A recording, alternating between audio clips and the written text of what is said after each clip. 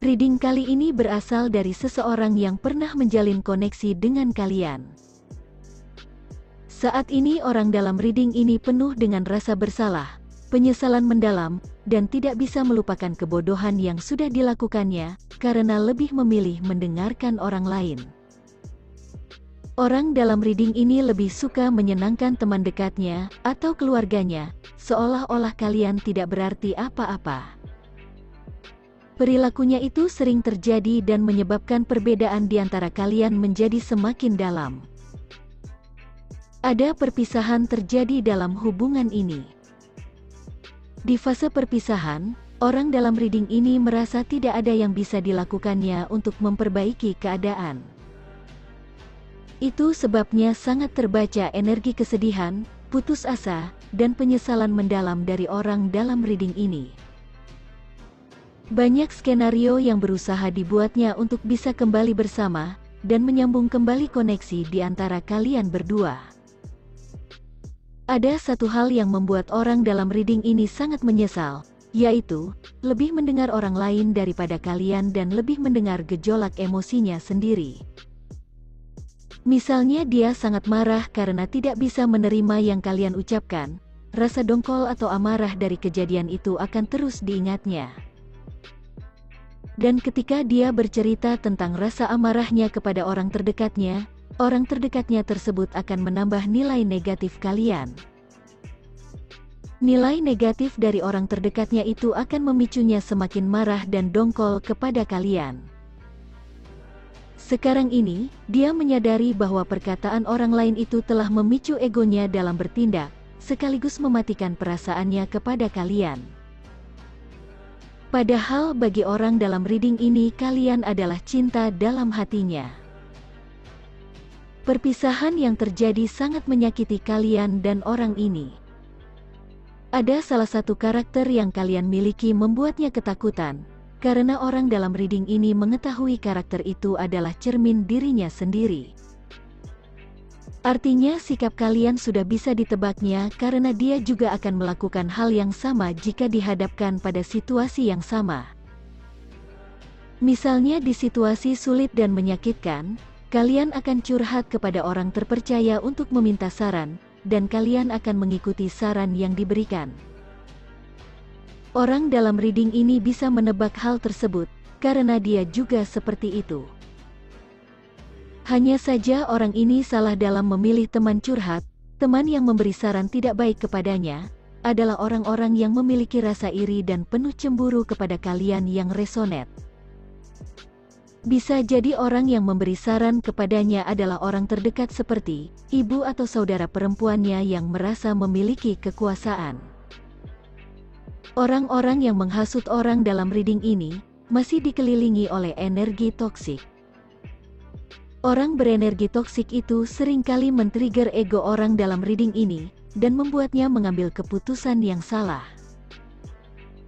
Salah satu cara mereka men-trigger ego orang dalam reading ini adalah, dengan mengatakan bahwa kalian memiliki sifat terlalu mengontrol, mendominasi, sombong, dan manipulatif. Misalnya dengan mengatakan, sifat negatif kalian tadi disebabkan karena kalian memiliki pekerjaan yang bagus dan bisa membiayai diri sendiri. Hasutan seperti itu melukai ego orang dalam reading ini. Dalam imajinasi orang ini, kalian pantas untuk dilepaskan, dighosting atau diputuskan secara sepihak, untuk menunjukkan bahwa dialah yang memiliki nilai lebih tinggi daripada kalian. Padahal orang terdekatnya lah yang memiliki sikap manipulatif, arogan, mengontrol, dan mendominasi, tetapi membuat drama seolah kalianlah yang bersalah sehingga pantas untuk ditinggalkan. Semua kebenaran itu sekarang sudah dipahami oleh orang dalam reading ini, bahwa dia sudah termakan drama dari orang-orang terdekatnya.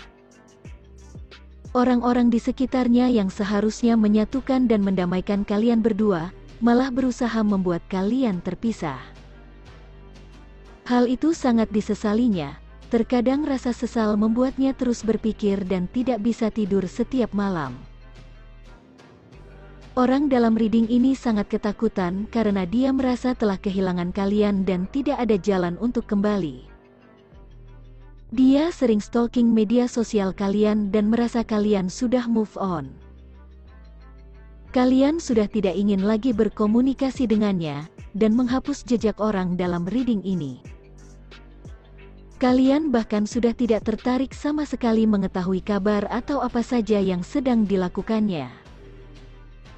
Sikap kalian semakin men-triggernya dan membuatnya overthinking. Energi kalian terasa menghilang dari hidupnya, karena kalian yang resonate sibuk fokus dengan diri sendiri.